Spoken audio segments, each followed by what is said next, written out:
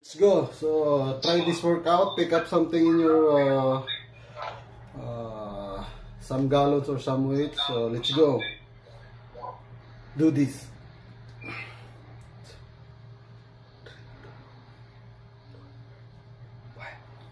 6, 7, 8, 9, 10.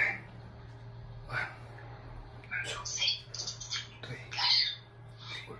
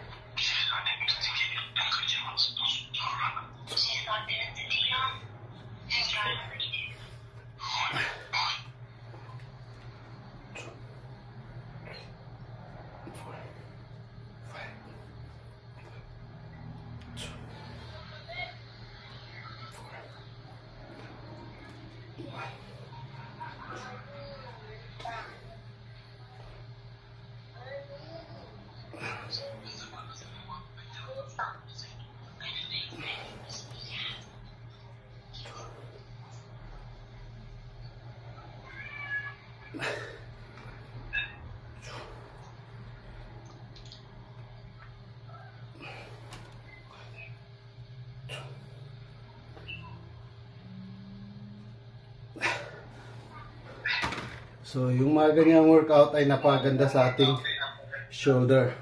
So, yan. So, gawin nyo yan. Pumikap kayo ng mga bagay-bagay dyan sa loob ng bahay nyo. I-pump nyo. O